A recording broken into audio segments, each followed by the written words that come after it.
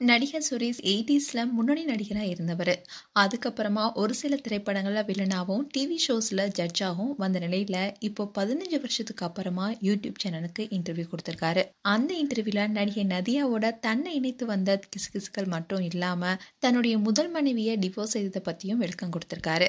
Eighties காலகட்டத்தில் இருக்கிற நடிகர் பத்தி பேசும்போது கண்டிப்பா சுரேஷ் பத்தி பேசாம இருக்கவே முடியாது. 80ஸ் உடைய சாக்லேட் பாயா வலம் வந்தவர் தான் சுரேஷ்.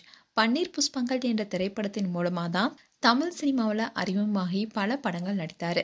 ஹீரோவா நடித்து கலக்கி கொண்டிருந்த சுரேஷ் அஜித் நடித்த அசல் திரைப்படத்துல அவருக்கு வில்லனா நடிச்சிருந்தாரு. இதுல இன்னொரு இன்ட்ரெஸ்டிங்கான விஷயம் என்னன்னா, நடிகர் அஜித்துடைய ஆசை படத்துல அஜித்துக்கு வாய்ஸ் கொடுத்ததே சுரேஷ் தானா. அதுக்காக அஜித் சுரேஷை தனியா மீட் பண்ணி தேங்க்ஸ் பண்ணாராம். அதோட அசல் படத்துல அஜித்தோட நடிச்சிட்டு இருக்கும் போது அஜித் நீங்களும் நதியா மேமும் நடிச்ச படத்துல உங்க மகனா நான் நடிச்சிருக்கேன்னு சொல்லி இன்பதிர்ச்சி கொடுத்தாராம். அதே மாதிரி தலைவா திரைப்படத்திலையும் போலீஸ் அதிகாரியா கம்பேக் கொடுத்திருந்தாரு சுரேஷ். அந்த நேரத்துல திரைப்படங்கள் மட்டும் இல்லாம சின்ன திரை நிகழ்ச்சியிலும் கலந்துகிட்டாரு. ஆனா இப்போ 15 வருஷத்துக்கு அப்புறமா ஆளே அடையாளம் தெரியாத அளவுக்கு மாறி யூடியூப் சேனலுக்கு இன்டர்வியூ கொடுத்திருக்காரு. அந்த வீடியோ இப்போ இணையத்துல வைரலாயிட்டு வருது. அதுல நடிகை நதியாவோட தன்னை இணைச்சி வந்த கிசுகிசுவுக்கு விளக்கம் கொடுத்திருக்காரு. அதுல சுரேஷ் என்ன சொல்லியிருந்தாருன்னா, என்னையும் நதியாவையும் சேர்த்து கிசுகிசு வந்தது எனக்கு தெரியும்.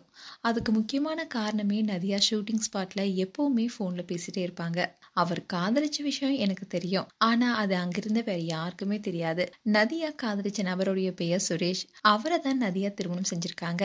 நாங்க 2 பேருமே அந்த காலகட்டத்துல அதிகமான திரைப்படங்கள் நடிச்சிருந்தோம். அதனாலேயே எங்க 2 பேரையும் இணைச்சு கிசுகிசு வந்துச்சு.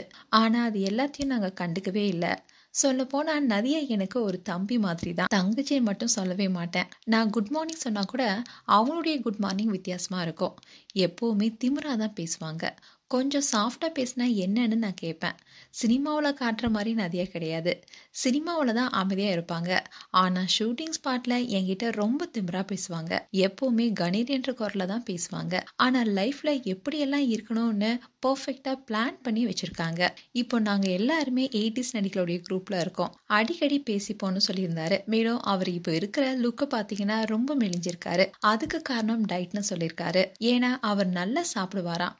அண்ட் குக்கிங் ஷோல கலந்துக்கிட்டதுனால இன்னும் நிறைய டேஸ்ட் பண்ண வேண்டி இருந்துச்சு. அதனால நிறைய வெயிட் போட்டேன். ஸோ இப்போ நான் வெயிட் லாஸ் பண்ணிருக்கேன். அதனாலதான் நான் உடம்பு மெலிஞ்சிருக்கேன்னு சொல்லியிருக்காரு. நான் என்னோட ஈகோ எல்லாத்தையுமே மூட்டை கட்டி வச்சுட்டு இப்போ புது மனுஷனா வந்திருக்கேன். I am ready to do any kind of role in சினிமான்னு சொல்லியிருக்காரு. அண்ட் பன்னீர் புஷ்பங்கள் சாந்தி கிருஷ்ணா இவருக்கு பிராங்க் கால் பண்ணியிருந்தாங்க. அது இவரால் கண்டுபிடிக்கவே முடியல.